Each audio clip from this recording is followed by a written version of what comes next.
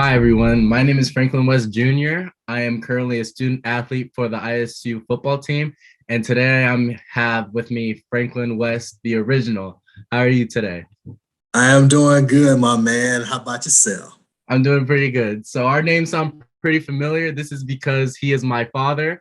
I just wanted to ask, what brought you to ISU in the first place?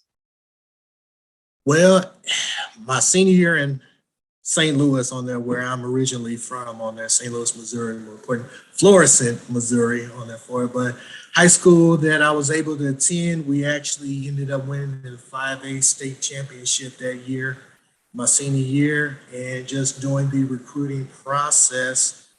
We had different schools come in and look at us. One of them was Illinois State, and Illinois State did recruit our school heavily. Actually, they had a senior, my junior year, went up there and committed Michael Nicholson. So he was already up there. So when we came up there for when I came actually up for my trip on that for it, so definitely he was there. And then the stories that he was telling me, just the camaraderie that we had, definitely made that my trip. And I ended up actually committing to ISU on my recruiting trip was actually during the week, matter of fact, on that for. So I don't know if you know, but my recruiting trip actually was on the weekend. Mine was on a Wednesday on that for it. So definitely different on that for it, but they actually brought me here on a basketball game. That basketball game ended up being nationally broadcast on ESPN on there for it. And strange little tidbit, I got spotted in the crowd on there from people who told me. So that was definitely a wild recruiting trip, and I ended up committing on there for it. But just the feeling, I would say, why I committed here, it just felt right on that for it. So that's what I would say. And all the athletes, when you know on that for it, when it just feels right on it. Everything kind of worked into its place, met my criteria that I was looking for as an athlete, close to home on that. So mama can come and see, as you well know on there, she's gonna come to the games on there for it, which she did that, and my sister on there for it. They came up, made the drive from St. Louis every Saturday on that for it. So they were coming up seeing me play on that for it. As you well know, they're going to come up and see you as well on that for it. But that was just a great feeling that I had on my recruiting trip. And they said, you know what? You can play early. Mm-hmm. So that was another thing on that for it. So a lot of things just lined up, and kind of the rest has been history. Yeah, I could definitely relate to that. For the people that don't know, I am a transfer to ISU. I transferred after my freshman year at Augustana University in South Dakota. The main reason why I just transferred back was because I felt like I was getting a little homesick on wanted to play at a higher division, and just had to talk with you talking about continuing the tradition at Illinois State, and I felt like it would be a great story to have.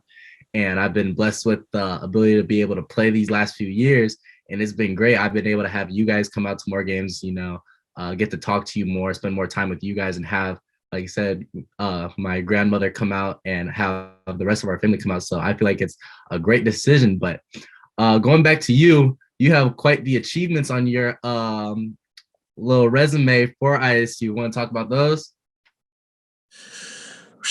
You know what? When I left on there for it, I believe in, I don't know about the stats now, but when I left, I was top 5 on the all-time interception list on there for it. I believe I had 12 or 13 throughout my career on there for it. So I know I was top 5 when I left, and that's one I felt near and dear to my heart on there. I tried catching Mike Pryor on there for it, but he was a safety. He got a lot of looks. I was at the corner and they were throwing away from me. So I didn't get those opportunities on there as much on there for it, but definitely proud being on the interception list, being on a career list at anything on the for it on your school level is just a great, awesome feeling. Like I said, don't know where I am now on the list on that board, but I definitely know when I left, I was top 5 lead number 4 all time. So hey, I'll take that at corner. During those days when it wasn't as pass happy as it is now, hey, I'll take that. All right. Well, then, go ahead. Oh, go ahead. Go ahead. I was gonna say, well, after that, I was lucky enough to be blessed as actually starting my redshirt freshman year on the floor. It's when I first got my start on the floor, actually against Western Illinois, and that was on homecoming on that game actually. So that was cool on that floor, getting that first started being on homecoming. As you well know, on that floor, it is same thing happened to you actually 30 years on that floor. 30 years to the weekend on homecoming weekend for both of us. We actually got our first start, which how weird is that? Yeah. I mean, but hey, as a dad, I couldn't be more proud of having that fact and something else that we get to share on that for it. So only drawbacks on that, we both lost. But hey, it's kind of it started there with me on that for my redshirt freshman year, and I was lucky and blessed enough to start all 4 years on that for midway through my freshman year, and then after that started the rest of my career on that for it. So definitely proud of that. Definitely proud that I was able to be healthy enough to play all those games there as well, because for a lot of you youngsters that don't know, the turf that you see out there now is not the AstroTurf that we played on. For those who don't know, I'd sum it up like this.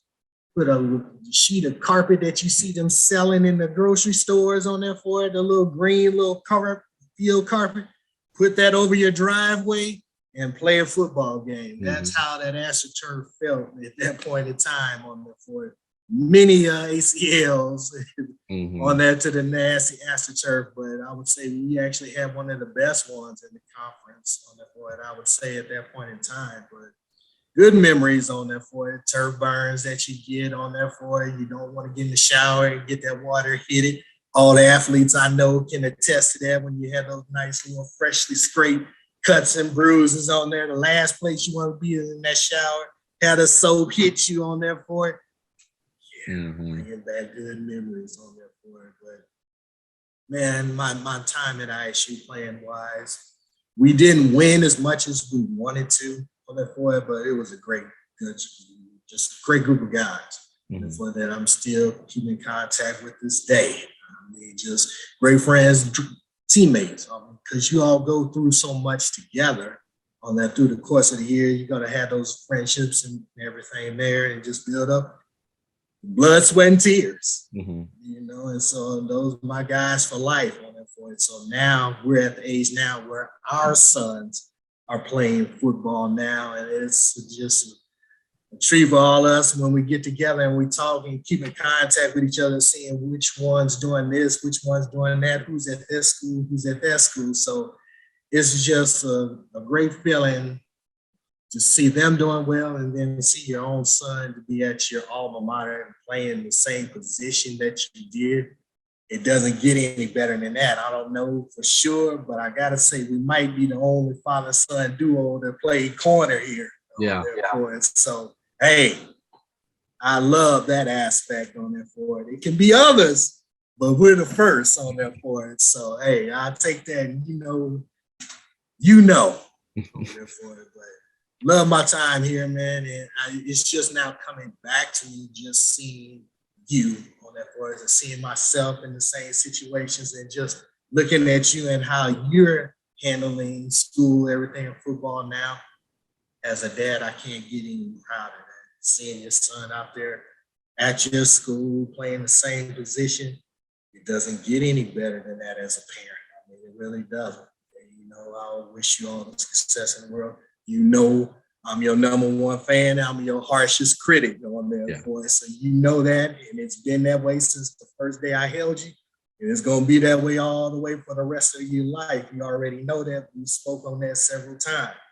And you don't already know. So it's just now the world is going to finally get to see how good you are, which I'm proud to see. I've known this on here. So now everybody's going to see and I'm putting that pressure on you on there for it. So nothing you don't already know.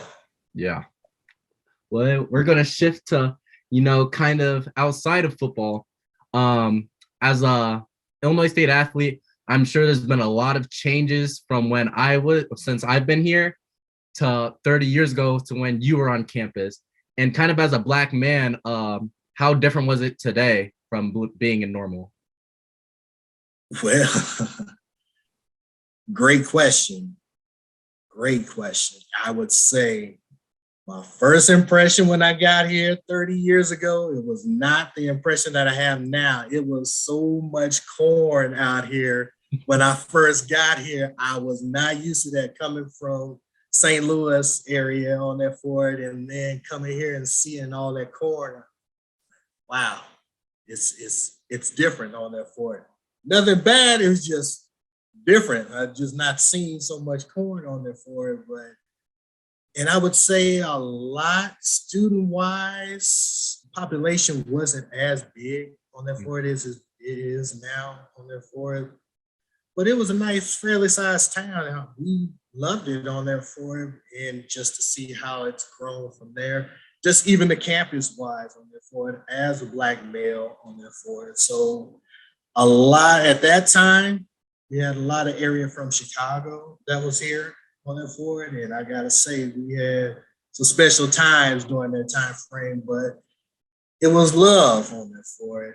And I would say the huge thing, I would say some of the parties that we were able to do on that for it to kind of give more access on that for the Black students on here for it. That was a lot of times we were able to really get to see each other on their old parties at the BBC on there for it, and then the ballroom on there for it, skating rink at times on there for it, and even the hangout place at that time on there, which is no longer here anymore. But after the party would be Burger King, that's kind of right next to where Avani's is now, but Burger King used to be right there. Used to be a great hangout that a lot of us had on there for it, and actually Burger King saved us during fall camp. There was summer camp actually on there between 2 days at that time on there for it, just trying to get in between meetings. You're starving on there, just trying to get a quick bite to eat, right to Burger King or McDonald's, and come right back on there for it. But so many memories on there for it. And just the campus, just seeing how things have changed on there for it, just building wise. Some buildings I know are still here, some buildings are not. Some of the residency halls on there for it are gone, but do see my Waterson Towers is still there. So lived there 4 years, man. As you know, the story there. 4 years in the same room. I even remember the name, 122 Pickering on there for it at Waterson Towers. And I actually remember the phone number. Wow.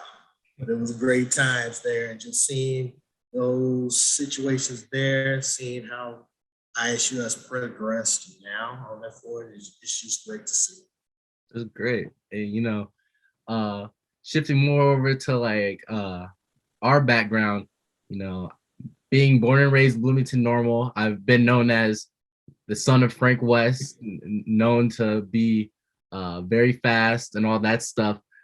Growing up at Normal Community High School, I had those pressures of being a dominant athlete, and especially as a Black male, there's a lot of pressure of, if I do something wrong, will I be judged? If I do something right, how big will the publicity get? And we got to tell our story multiple times in high school, lots of papers where we were interviewed together. I just wanted to ask you, growing up, how big was the pressure as a Black man playing athletics? Well, in my neighborhood, it was huge on there for it. So that for us was kind of a way out on there for it. It was a possible way on there for it. There were other avenues on there for it that you could try to do there as well, but definitely for the majority of us, sports was our avenue to get out, whether it be football, basketball, baseball on there for it. So we did multiple sports on there for it. So I love baseball to this day, and basketball too. I just didn't know which way I was going to go, and then kind of genetics kind of told me, okay, if I want to try to do such and such sport, this is what the high requirements are looking at. They want this, so you meet that. Okay. Wanted to be a point guard in the NBA, but at that point in time, I was only like 5'7", 5'8". Not too many of those in the NBA on there for it. So there were corners out there that were 5'8" on there. So if I didn't grow any more and I was already 5'8", and I had a chance. Luckily, I was able to grow a couple of more and a half inches on there for it, but that was our thing. And then football has always been my sport on that for it. Football has always been my love from the first time I was actually taught it on that for it, which my dad used to try to put on the old chalkboard at those times, trying to draw plays to me there as well. Me as a little kid, 5 years old, 6 years old, really wasn't grasping. I just wanted to go outside and play. I didn't want to do the plays on there for it. So as you see, as I've done to you on there for it, kind of the same thing. I'm like, wow, this is what my dad went through at certain times trying to teach me. So I get it now. And then hopefully you'll see the same thing there as well when that time comes on there as well. But it's just been awesome on there for it just to see, hey, came from there, made it out. Actually, sports was our thing. Was able to come to college here, just off of football. Football has taught me a lot of things on the floor. There's things you get in football that you really don't get outside. Other things on that floor, just the adversity, just the things that you go through. And then just the places I've been able to travel because of football, places I've been able to go. Therefore, the different states on that floor, being blessed enough to play up in Canada for 5 years on that floor, winning a Grey Cup championship there, wearing it there as well is just huge, something that I will never forget on there for. 1999 Hamilton Tiger Cats, Grey Cup champions. That is something I will never forget at all. Therefore, 1999, as you know, was a special year. Therefore, it is as well for you. Therefore, we found out we were blessed we were going to be having a son. So it was just a great year just to come from all of that and just being able to have football take me there on that forward in the different states. It's just been a blessing. Great. That's great. Well, you always, taught me and my sister Jasmine to represent yourself proudly as a Black individual. And through our whole lives, we've taken that advice and we've kept it in our back pockets this whole time to, be proud of who we are, be proud to be African Americans, be proud that we're a West. I know you grew up having to be the man of the house at a very early age. I just wanted to say, who kind of gave you that authority to kind of be proud of yourself and represent yourself in the best way? My mother, without a question. Without a question, without a doubt on there. For those that don't know on there, my father actually passed away when I was 7 years old. He was only 39 at the time to a disease that it was called scleroderma. Therefore, and so during that time, in actually 1979, not a lot of knowledge was known about that disease on there, and it's a rare disease still to this day. Before you don't see many people having that. Unfortunately, he succumbed to that. I said I was 7 years old on that frame. Is my mom now, my older sister, Erica, and then it's us. Father's passed away. So at that age, kind of about a couple of years, had to grow up a little bit earlier than may I wanted to.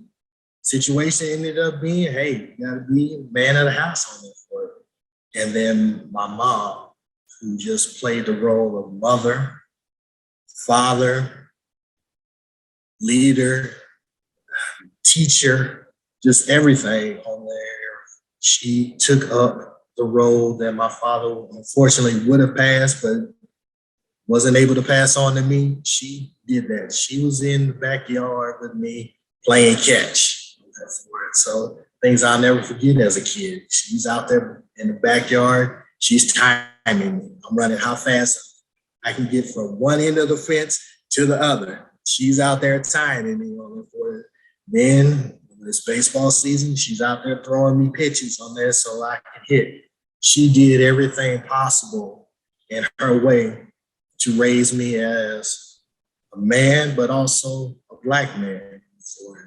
For different times, there was things that she was like, hey, as a Black man, this is what you need to know. Here are some situations that may come up that you will have to find a way to deal with at certain times. Is it right? Is it wrong? Hey, is it fair or not? But those are just some of the issues that's going to happen. So I just want to have you prepared for when those things do occur. This is what you need to do. Because her goal and all that was have me come back home. Therefore, throughout the situations, she wants her son back home. Therefore, so, and just learning the lessons that she instilled in me is what I try to do to you and Jasmine. Therefore, not just as a man, but as a Black man. And unfortunate truth, and therefore, for a Black man, it is a little different than it is for some others, to be quite honest.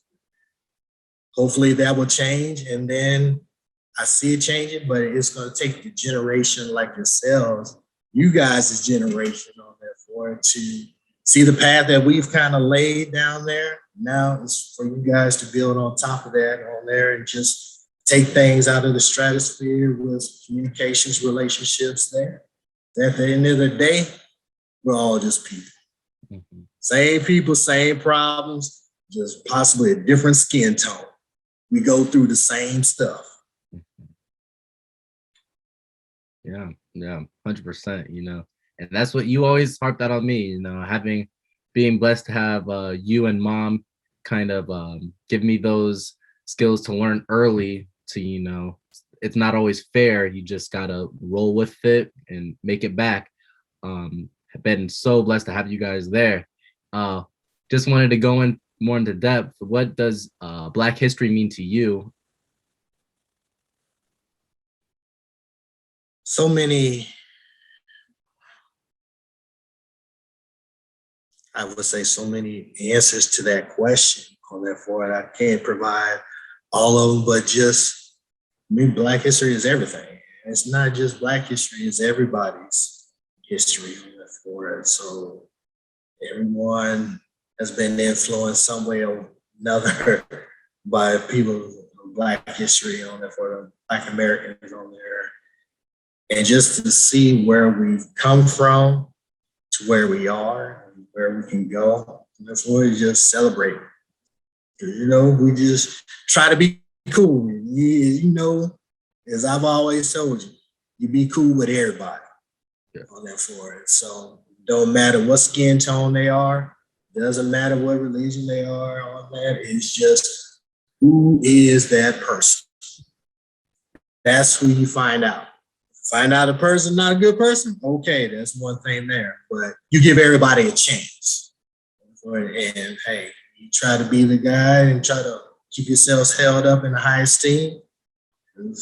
Hey, you go keep that image on there for it and project yourself accordingly. As you know, pressure I put on you, act right. Mm-hmm. So nobody wants their problem kid on there. Just act right, treat people right. Absolutely. Do you think there's always a little extra pressure in just general in today's society to be a Black man?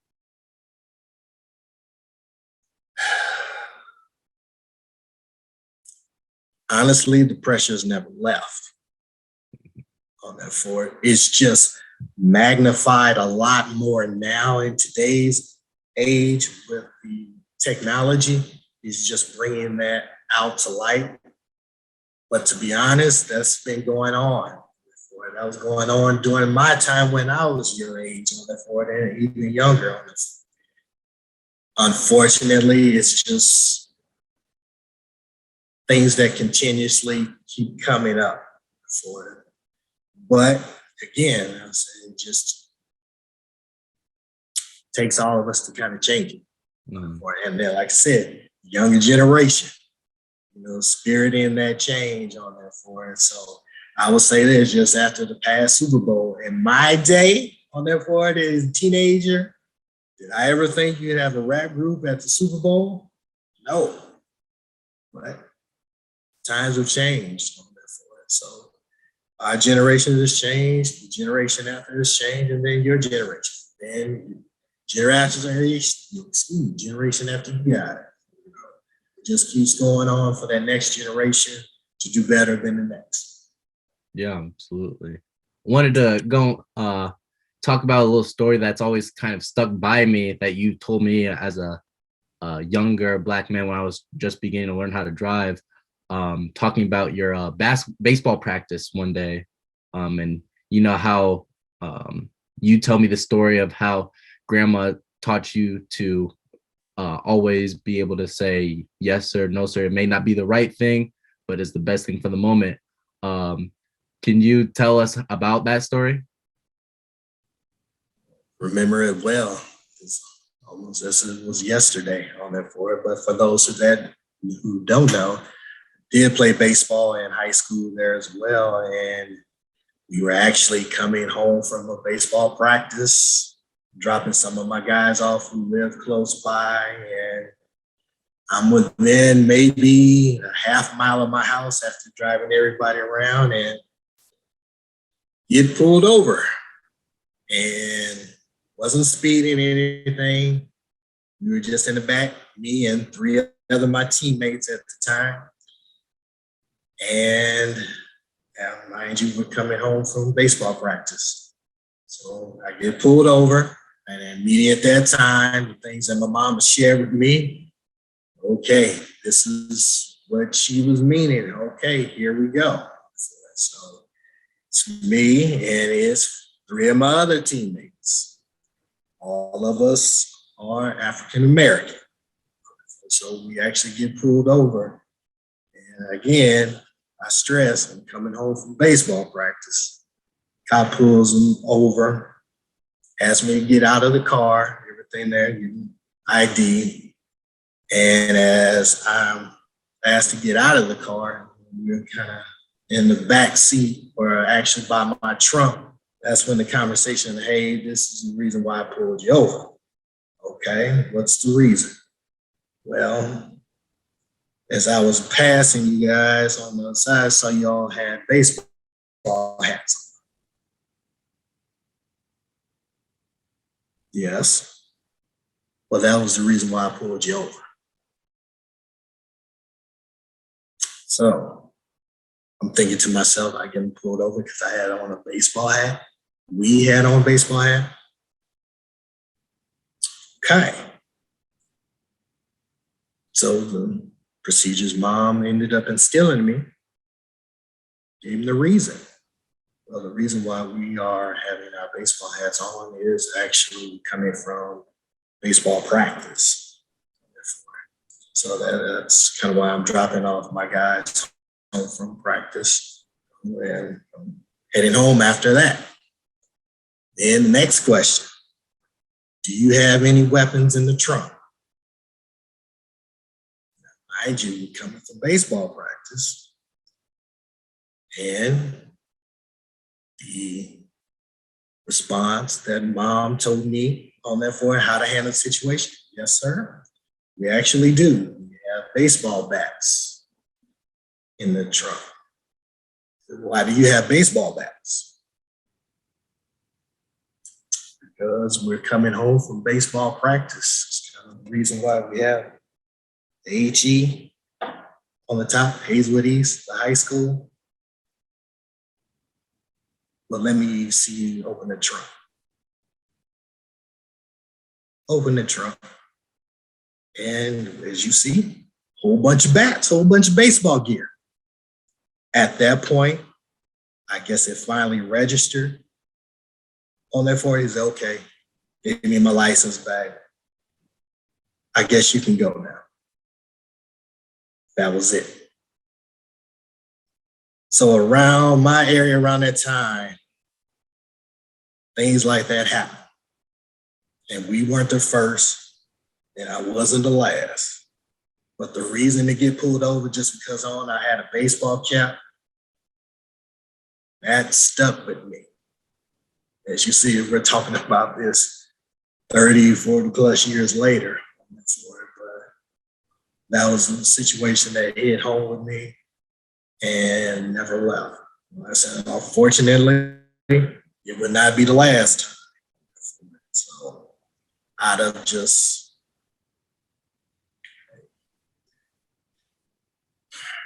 I'll just leave it at that. Yeah, and that story always stuck by me. You told me that story at a really young age, and my stories being pulled over for some unidentified reasons. When I told you how I was driving and I had a friend in the right next to me. It was about 9 o'clock at night, and I get pulled over, and they're just asking me these questions. They're saying, "Sir, where are you coming from?" I'm dropping my friend off, and he just asks me, "Well, your eyes are red. Or have you been smoking? You've been dealing?" And I'm just saying, no, sir. I'm an athlete. I don't do that. He said, "Have you been drinking?" And I said, "No, sir." And I calmly ask, I say, "Is there a reason why you pulled me over?" And he just said, just looks suspicious, like a suspicious car." And I just trying to stay as calm as I could, just from what you've told me. You just told me, just be respectable. And I just say, "Okay, well, what car is not suspicious?" And he just says, he was like, "Is that a tone?" I was like, "No, I'm not trying to give a tone." He was like, "Do you need to see my license?" I give him my license, and he says, "I'll be right back when we put it in the system." And I don't know if I told you this. He doesn't even go back to his car. He just does a little circle behind the back of my car, comes back around, and throws my license at me from about 3 feet away. And he says, "Get home." And I just said, "Yes, sir." And I just drive back. And, that friend, he just asked me, he was saying, "How did you kind of keep your cool?" And I said, "Is what my father taught me, being a Black male, you don't always get blessed to see that other day." And, we've had a lot of instances where, a lot of things like that has happened. You being from Florissant, which is right next to Ferguson, is where the Ferguson shooting happened. And, I didn't want to be another kind of statistic. And, and I just wanted to thank you for that, for always teaching me that, because don't know if I would be here today. My mama taught me on that for it, and I get it now as a parent. Hey, my job is to get you home on that for it. So, hey, nothing is worth your life on that for it. So always be respectful. Whether you're right or you're in the wrong, be respectful first and foremost. I want you home. Daddy wants you home. Mm-hmm. So, and that's where I've always said, hey, try to always be courteous, be respectful, because you don't know. So you just never know. Your job is to get home. Yeah. And then we'll deal with everything afterwards. Yeah. But your job is to get home. And then that's why I told you, man, you got to be aware of your surroundings. All of that. That's just something, it is whatever in the surroundings. Mm-hmm. Then treat people with respect. First and foremost, that rule will never leave. You always treat people with respect. That goes a long way. Yeah, absolutely. Next, we kind of talked about this earlier, talking about how our generation has to, be the change in today's society for us to make a difference. What advice would you give to younger Black males, say just beginning high school, on how to represent themselves as Black men? At that age, late teen, early 28, think you got everything kind of figured out. Yeah. Here to tell you, you don't. Mm-hmm. On that point, because it's a big world out there, and it's just not as small-minded as we make it at that point in time. It's so many things out there for it. But I would say this generation, you guys on that for, they were experiencing things now on that for that we got later on in life. Like I said, you kids, all you know is electronics on that for it. And the digital age out there now is just, you know, and just how much things can get influenced by social media now. Where in my day, we didn't have those options. We didn't have those things before. So now see things that's happening, it goes viral just like that before then it gets spread out, as opposed to possibly just word of mouth kind of on my day. For it now, everybody in the world can see things for it now. So that is just different, and just you guys' attitudes on that for it. So it's a lot more togetherness on that for it from what I can see on that for it from your generation, which makes me proud to see that on that for it, because it's evolving on that for it. And then and big thing for you guys is to teach that to the younger generation. Yeah. Yeah, and I know speaking of evolving, you know, you and mom were very emotional during the 2008 election when Barack Obama was running, and when he actually found out he won. You know, I've never at that age I never saw you guys as emotional, and I didn't get it because I'm just 7, 8 years old. I'm thinking it's normal, but you know, I wanted to just get your opinion on what that was like. You know, being born in the early 1970s. What did that mean to you? Honestly, something that I wasn't quite sure I would see in my lifetime.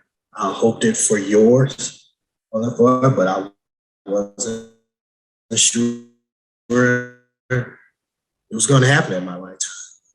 And the fact that it did was just a proud moment for it. And then, like I said, it could have been anybody on that for it. And there's an African American descent on that for it and would have been proud. It was just, you know, being Barack, well, it was the first one. Hopefully, like I said, not the last. And hopefully we get to the point where this is not really even a conversation that needs to come up for it. So one day, hopefully we get there. We're not there yet, but hopefully see our generation kind of instill things in you guys instilling things in others. Go from there. Yeah, absolutely. Well, speaking of Black history, we're in the month. I just wanted to ask you, you know, because I have some of my role models from Black history, obviously you being a big one, you know, and some other people. I wanted to ask, who was your kind of role model growing up during this month? I go back to mama. Well, therefore, so my mother, first and foremost, greatest woman on this earth in my eyes, for the greatest grandma, as you know, on the for it as well. But just her, just seeing day in, day out, how a Black woman took care of her kids, had a job, was an English teacher at my rival high school, as a matter of fact. But teacher that actually had to go to work before I was in school. Their hours were different, so she would have to leave on that for us. So be at the home, me and my sister, having to get up on our own on the floor. But the thing she taught us to be able to do that, on that floor, to get up, get yourself together on there for it, get all your schoolwork together. That was just a routine that we've had, and she instilled on us for it. And to take me as a kid to different sports on that for it, every practice, every game, as a single mother on that for it, is just my number one fan in the stands on there for it. And just to teach me as much as she could is about being a man, as she possibly could, she did. And she would give me her perspective as a female, so I would have both, which I love her to this day. So it's always two sides of a story. So it's just trying to instill that to you and Jasmine there as well. But outside of mama, which would be my first and foremost, before I had family, I go back to my aunts before it. So I had good aunts, support system there as well. Before it, and I was lucky enough to have my best friend who actually lived next door to me. Therefore, they kind of took me in and actually became my godfather on therefore as well. So we're still friends to this day. On therefore, that's my boy, that's my guy. Therefore, he helped play a father figure. My uncles played a father figure on that for me as well. So those were a lot of my kind of role models as I was coming up for Black History on the board. And then as I was getting older and seeing the different players out there in the NBA, in baseball, in the NFL, looking up to certain of those guys there and different people making a difference. So a lot of role models. Yeah, absolutely. Well, I appreciate you taking this time to take this interview with me. And I hope you can continue to teach me and help me grow as a young Black individual. And I know you will. And I know we're going to be all right. Be all right. No, hey, this is history right here. On there. Just ended up being a little Black history, but this is history. Father, son. As a dad, it doesn't get any better than this, having my son interview me and him saying, man, you know you mean the world to me on that for it. You already know. And this moment is something I will treasure for the rest of my life. Thank you so much. On there, you know I love you to death on that for it. And it's about you now. It's about you now. You know that. Thank you. I love you. I love you too. Thank you, Dad.